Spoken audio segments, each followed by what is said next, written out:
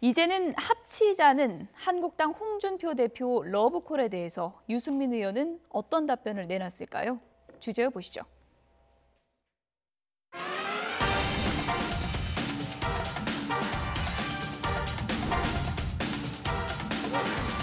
그거는 그 성범죄의 강간 미수를 스스로 그래 하신 분인데 지금 뭐 다른 후보를 그렇게 비방할 자격이 있으십니까? 그러니까 같은 당에 있던 의원들이 유 후보 덕이 없다고 14명이나 뛰쳐나오지 않습니까? 그거 가서 거단속이나 잘하세요. 그거는 대구 가보면 예? 유 후보는 배신자로 돼 있어가지고 앞으로 정치하기 어려워요, 대구에서는.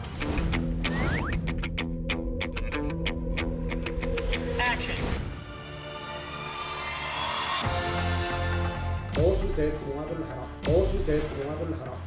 통합의 형식에 구애되지 말고 보수 대통합에 적극적으로 나서달라는 주문들이 다른 정당 전당대회를 하게 되면 쫓아가요.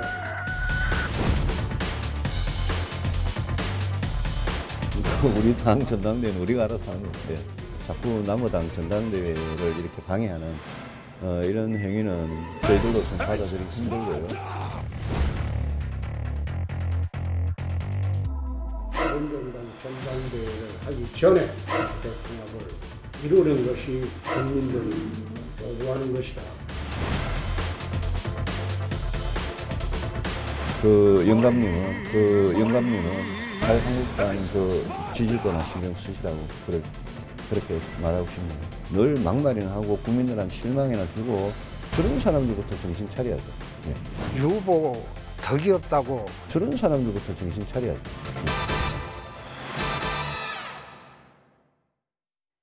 네, 보수 대통합 운명은 어떻게 될까요? 짚어보도록 하겠습니다. 김영준 명지대 교수님도 나와주셨습니다. 어서 오세요. 네, 안녕하세요. 예, 지금 영상을 보셨는데요. 최고위원회의에서 홍준표 대표가 저런 말 거론할 정도면 노골적인 러브콜인 거죠? 한마디로 해서 이제 보수가 예.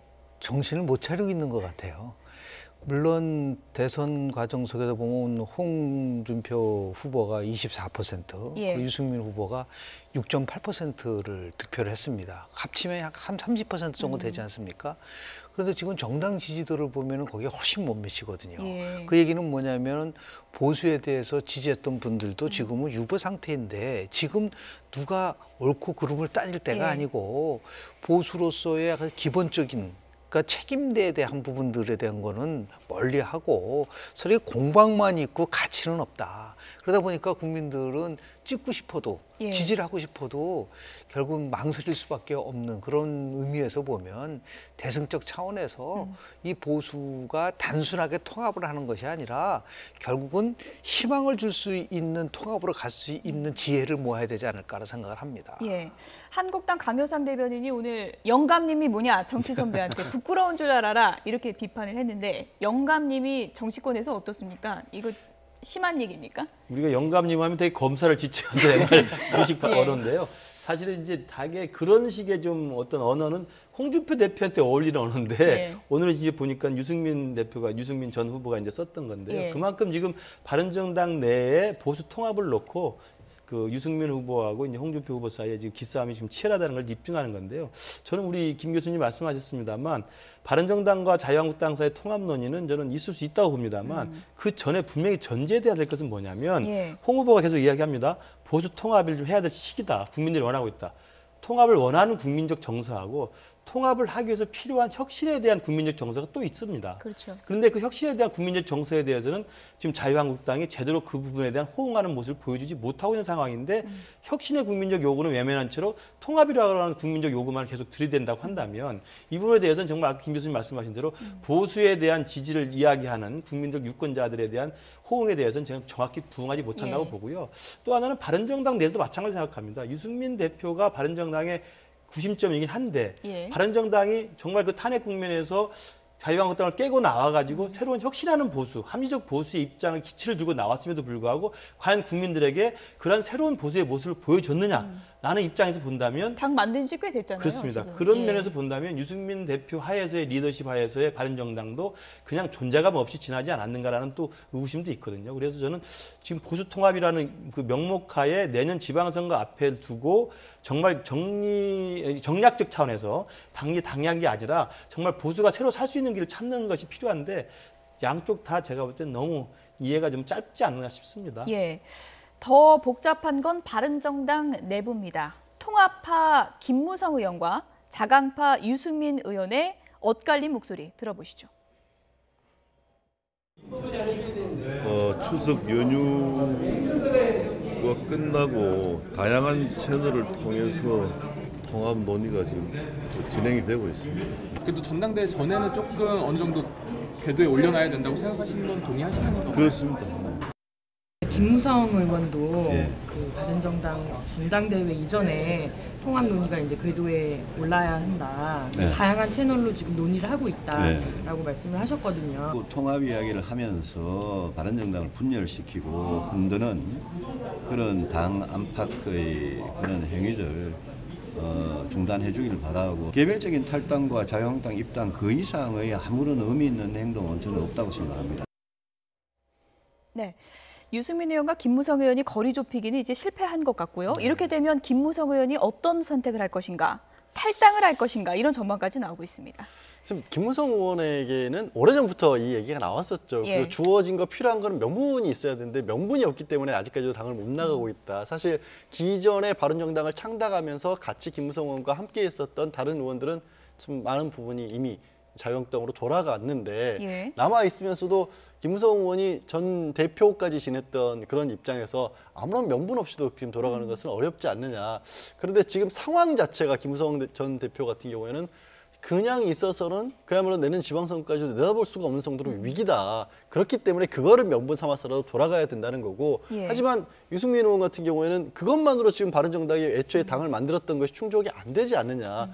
뻔한 얘기지만 그걸로 해결점을 못 찾는 겁니다. 오늘 저 부분이 저렇게 갈등을 일어나는 것은 이미 마지노선을 넘었다는 거고요. 예. 저는 홍준표 자유한국당 대표가 약간 유승민 의원이 그렇게까지 격하게 발언할 수밖에 없는 이유도 시한폭탄을 어떻게 보면 바른정당 내부에 던진 거예요. 예. 선을 딱 그어가지고 자 당신들 전당대회 하라고 하는데 그 전에 우리 마무리 지어야 되는 얘기를 예. 해버리니까 안에서는 더 이제 내분이 격화될 수밖에 없는 상황이 만들어진 거죠. 예. 교수님 그런데 달라진 상황이 오늘 홍준표 대표가 통합하자고 하면서 시점을 못 박지 않았습니까? 전당대회 전. 그렇습니다. 전당대회가 실상 얼마 남지 않았기 때문에 요 며칠 안에도 본격적인 움직임이 있을 것이다라는 전망이 많더라고요. 11월 13일 전당대회 전까지 통합이 되지 않으면은 바른정당 내에 통합파들이 결국은 당을 나올 수밖에 없을 것이다라고 하는 일종의 선전포고를 한 건데요. 예. 저는 그 정치 지도자들이 갖고 있는 중요한 덕목 중에 하나가 결국은 통찰력이라고 보거든요. 그래서 유승민 우리 의원도 무조건 안 된다가 아니라 자기가 가이드라인을 제시해야 돼요. 예. 이런 조건이 만족된다면 나는 통합에 예를 들어서 협상에 임하겠다 얘기를 해야 되는데 아직까지도 명분론 싸움을 하고 있는 거거든요. 그런 면에서 봤을 때는 전혀 해결책을 찾지 못해서 정말 보수를 사랑하고 보수를 지키려고 한다면 예. 김무성, 유승민, 홍준표 3자 회동을 빨리 해야 돼요. 예. 그리고 나서 그것을 통해서 서로 조율을 하는 그런 모습을 보여야지 그게 지도자지. 저렇게 말싸움만 하고 서로에 대해서 칼을 겨눈다고 했을 때 국민들 입장에서 봤을 때는 저런 정당들에게 과연 예. 통합이 돼봤자 무슨 시너지 효과가 있을까라는 부분들도 있어서 예. 결국은 아주 굉장히 나름대로 고뇌 찬 결단을 해야지 저런 식의 그러한 그 나름대로의 논쟁과 더불어서 말싸움을 한다는 예. 것은 국민들 입장에서 봤을 때는 참 피곤함을 준다라고 보는 거죠. 교수님 그런데 3자 회동을 할 경우 핵심적인 것이 이제 홍준표 대표랑 김무성 의원은 생각이 같고요. 유승민 의원이 생각이 바뀔 수 있는가 이 부분인데 바뀔 가능성이 없다는 생각이 대부분이지 않습니까? 그게 바로 올해 노벨 경제학상을 탄 예. 셀르 교수가 넛지 이론이에요. 예. 강요보다는 부드러운 개입을 통해서 좋은 선택을 이 두 사람이 결국은 정치를 오랫동안 했다고 한다면 어떻게든 간에 유승민이랑 같이 갈 수 있는 명분을 만들어주고 가는 그것이 정치지 서로 각자 자신의 목소리만 낸다고 한다는 것은 예. 그거가 볼 때는 제가 볼 때는 해법을 찾기가 어렵지 않겠는가 생각을 하게 됩니다. 넛지론까지 나왔어요. 예, 저는 이제 그 자유한국당과 바른정당의 통합 논의를 보면서 아까 명분이나 이제 실익이 없다는 말씀을 해주셨습니다만 더 또 우리가 생각해 봐야 될 것은 지난 2016년에 총선 결과로 나타났던 다당제 소중한 성과가 있습니다. 그 중에 또 하나가 이제 탄핵 정국에서 정말 보수가 새로 하는 혁신의 기치로 내걸면서 나왔던 이 새로운 그 시도가 있었는데 만약에 자유한국당으로 바른정당이 급속하게 흡수되는 양상으로 만약에 아무런 명분 없이 통합이 된다고 한다면 그동안에 새롭게 시도했던 보수의 혁신이라고 하는 그동안의 시대적 과제는 어디로 갔는가에 대한 역사적 회귀가 있고요. 마찬가지로 국민의당 입장도 굉장히 좀 곤혹스러울 거라고 생각합니다. 예. 왜냐하면 국민의당 입장도 지금은 문재인 정부가 진행하는 적폐청산 시도에 대해서 자유한국당과 바른정당이 정치적 보복이라고 저항하고 있는 사이에서 국민의당은 굉장히 존재감이 애매해질 수밖에 없는 상황이거든요. 그렇다고 한다면 국민의당이라고 하는 지난 4.13 총선에서 만들어진 다당제의 소중한 성과가 또다시 또 민주당에 흡수되거나 아니면 정말 존재감 없이 흐트러지는 결과가 된다고 한다면 결국에는 국민이 선택한 다당제 구도가 사라지는 결과가 나올 수 있는 거거든요. 저는 그런 맥락에서도 보수 통합 논의가 김 교수님 말씀하신 대로 통합을 이야기하려면 명분과 원칙을 가지고 국민들 앞에서 통합의 조건, 통합의 원칙, 또 통합의 어떤 각종의 정책, 정강에 대한 이야기들 구체적으로 제시하고 그에 대해서 합의할 수 있는 부분을 합의하는 모습으로 들어가는 게 낫지 정말 당리당략적으로 하는 것은 제가 볼 때 국민들한테는 또 다른 실망을 줄 수밖에 없다고 생각합니다. 김 교수님 이건 시나리오지만요. 네. 만약에 김무성 의원이 통합파 의원들 다 데리고 한국당 가면 유승민 의원은 어떤 선택을 할 거라고 보십니까? 오히려 유승민 의원은 실질적으로 정치적 실리를 추구한다고 저는 봅니다. 아, 그렇습니다. 왜냐하면 그게 뭐 경험이 있지 않습니까? 예. 지난 대선 과정 속에서 13명의 바른정당 의원들이 탈당을 해서 결국은 자유한국당 들어갔을 때 엄청난 후폭풍이 일어났지 않습니까? 그게 홍준표 후보가 24%밖에 얻지 못하는 결정적 요인이 된 거였거든요. 그러면서 봤을 때 근데 김무성 우리 의원은 아주 결정적인 순간에 예상을 벗어나는 행동을 하고 있기 때문에 예측이 참 어려워요. 그러나도 불구하고 제가 볼 때는 이제 필요하다면 각자의 길을 간다. 꼭 통합이라는 것에 목매일 필요는 없다고 좀 보고요. 그것이 오히려 더 서로를 강하게 만들어줄 수 있는 인위적인 통합보다는 결국은 가치를 중심으로 해서 서로 우리가 뭐 어떤 면에서 봤을 때는 사랑했기 때문에 헤어진다는 말도 있지 않습니까? 이것이 지금 바른정당과 자유한국당의 지금 심정을 그대로 고스란히 지금 내포하고 있는 게 아닌가라는 생각을 합니다. 정치에서도 뭐 사랑했기 때문에 헤어지기도 합니까? 어떻게 보십니까? 근데 이제 정치에서 사랑했기 때문에 헤어지는 거가 중요한 거는 국민들이 그거를 사랑해 주냐 안 사랑해 주냐인데 문제는 그럴 것 같습니다. 지금 추석 직후에 해진 여론조사 같은 걸 보면 자유한국당이 소폭이지만 상승하는 추세를 보입니다. 그게 무슨 말씀을 드리냐면 더 넓어지진 않을 텐데 자유한국당을 그럼에도 불구하고 어떻게 보면 상당히 공고하게 지지했던 분들은 그 안에서 그만큼이라도 확실하게 가져갈 수 있는 거를 저 자유한국당 내지는 그분들은 또 보수 통합도 요구를 할 겁니다. 그 얘기를 아마 홍준표 대표는 듣고 있을 것이고 다만 저는 이거는 안 좋은 선택이라고 보는 게 그거를 놔야 더 넓은 어떻게 보면 변화하는 보수의 모습을 보일 수 있는데 확실한 표만 고집하다 보니까 점점 더 강하지만 찌그러드는 어떻게 보면 모습이 될 수도 있다라고 봅니다. 오늘 뭐 삼선 의원들 회동이 또 이뤄지고 보수통합 움직임은 한켠에서는 상당히 좀 구체화되고 있는데 이것이 확산될지 이 부분은 좀 지켜보도록 하겠습니다. 다른 얘기를 좀 해보겠습니다. 앞으로 국회에서 한미 FDA 재협상 문제가 뜨거운 감자가 될 것으로 보이는데요. 박미단이 오늘 귀국을 해서 미국의 분위기가 어땠는지 기자회견을 했습니다. 한번 들어보시죠. 저희들이 워싱턴에서 느낀 감은 폐기로 가는 분위기였습니다. 급기야는 미국에 있는 의원들조차 트럼프 대통령에게 편지를 내면서 한미 FTA 폐기만은 안 된다 하는 주장들을 펴는 것을 직접 저희들에게 얘기를 했고 또 대통령에게 직접 냈던 레터까지 저희들에게 보여줬습니다. 그 한미 FTA가 폐기를 만약에 한다라고 하면 이게 다른 메시지로 주변국들에게 전달이 될 수 있다 하는 우려를 표명을 했고 그게 존속돼야 되는지 하는 부분에 대해서도 강력하게 제 의견을 제시했다 하는 말씀을 드립니다. 네, 오디오 음질이 조금 좋지 않았던 점은 좀 양해 말씀을 부탁드리겠습니다. 얘기를 들어보니까 미국 분위기가 상당히 좀 무겁다는 느낌을 지울 수가 없습니다. 그 한미 FTA에 대해서는 그동안 우리 문재인 정부가 조금 안일하게 대응했던 측면이 있는 것 같습니다. 사후적인 지금 결과인데요. 왜냐하면 6월 말에 있었던 한미 정상회담에서 우리는 상당히 북핵 문제에 대해서 주안점을 두고 트럼프 대통령 회담을 했습니다만 그때 우리가 드러났던 그 시청했던 장면 중에 하나가 정상회담 끝나고 백악관 마당에서 양국 대통령이 기자회견할 때 트럼프 대통령이 갑작스럽게 한미 FTA 재협상을 이야기를 꺼냈단 말이에요. 정말 우리 당국으로서는 굉장히 의아했던 이야기입니다만 그랬던 트럼프의 속내를 지금 생각해 보면 처음부터 트럼프는 우리 대한민국을 상대로 한미 FTA만큼은 패기를 배짱으로 내걸면서 자기들한테 유리한 재협상을 하려고 수순을 짰던 것 같습니다. 그러나 이제 그동안 우리 문재인 정부의 대응을 보면 거기에 대해 조금 안일하게 대응한 것이 아닌가. 왜냐하면 그 뒤로도 트럼프 대통령의 속내에 대해서는 아랑곳하지 않고 우리 정부나 또 통상교섭본부나 우리 산업자원부 입장에서는 재협상은 없을 것이다. 우리가 일단 트럼프 대통령을 설득해 보겠다는 이야기로 시간을 끌어왔었거든요. 그러면서 지금 국회 방미단이 가서 느끼고 온 분위기를 보더라도 지금 트럼프 정부의 한미 FTA에 대한 입장은 굉장히 강경한 게 아닌가. 이게 지금 사후적으로 확인되는 것 같습니다. 예. 문재인 대통령도 오늘 방미 대표단을 만나서 여러 가지 이제 얘기를 들었는데요. 앞으로의 과제가 참 간단치 않아 보입니다. 이 부분을 놓고 정치권의 공방도 상당히 격화되고 있는데요. 한번 들어보시죠. 정부가 말 바꾸고 국민 시선 돌린다고 문제가 풀리는 게 아닙니다. 대통령과 정부가 상황을 잘못 판단했으면 잘못을 인정하고 설명하고 제대로 대처해야만 합니다. 미국은 한미 정상회담 당시부터 한미 FTA 재협상 의지를 밝혔습니다. 그런데 문재인 정부는 뭐라고 했습니까?